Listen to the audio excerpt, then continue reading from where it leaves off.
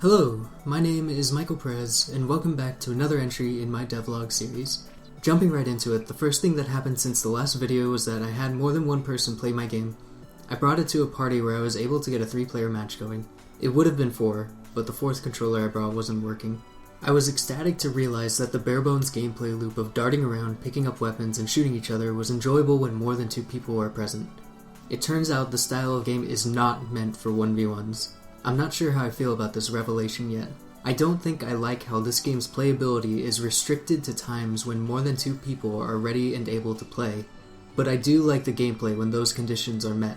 I received a bit of feedback from those that played, which are as follows. Make bullets disappear after traveling some distance. Add ammo to guns so they can't be spammed mercilessly from a corner. Make better maps with cover so there's more emphasis on the movement. Show everyone's score on the UI so people can choose to target those in the lead. Have the players' health surround them, and shrink as they take damage, because the current way of displaying health is hard to read. Add basic player customization, such as being able to choose your own color and give yourself a short 4-letter name, and hats. I was already planning on giving bullets a lifespan, so I went with that first. The next thing I did after that was I added the camera shake back in. I put it off for longer than I should have because I was worried it'd be a vastly different implementation with Cinemachine than it is without it, thereby taking a lot of time to figure out.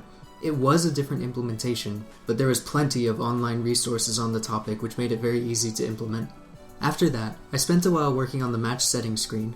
I was really determined to get this in because I thought it would provide a lot of benefits, such as allowing players to manipulate the physics of a match, making it easier to test different values to see what I want the main game to feel like, and setting up the code foundation for changing physics mid-match, which I'll eventually want to do for random mid-match events. In its current state, it's unreadable.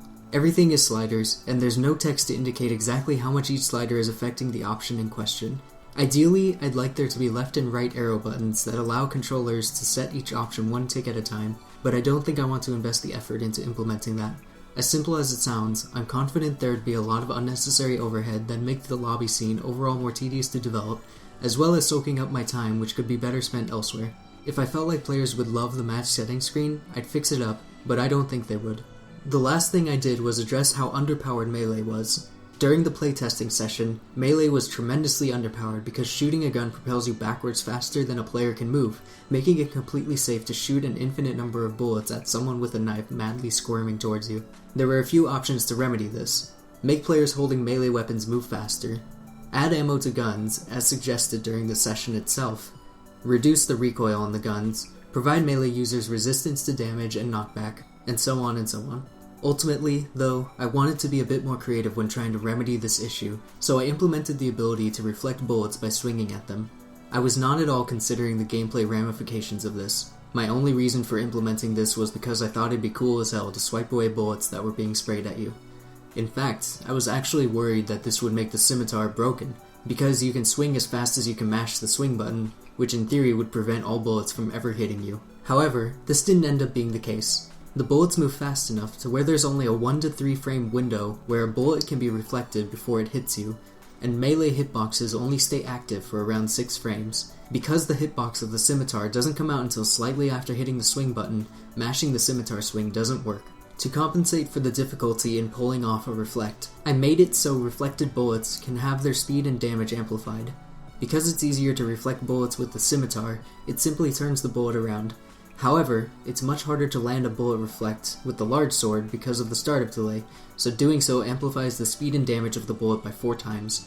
I'm back to playtesting with only one other person again, so I wasn't able to properly playtest the new melee mechanic.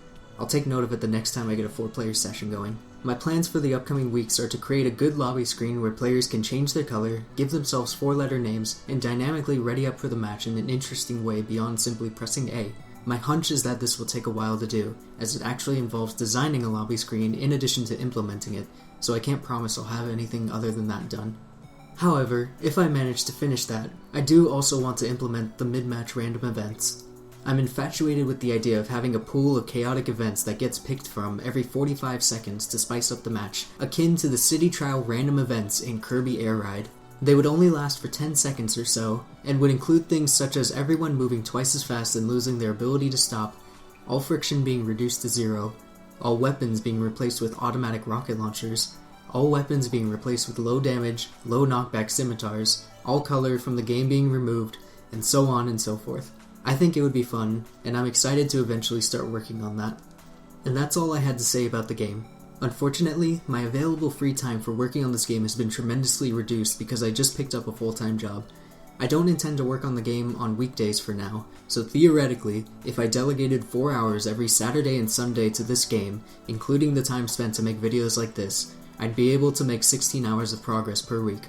I'm not sure how effective that'll be, but I'll be sure to talk about it in my next devlog entry.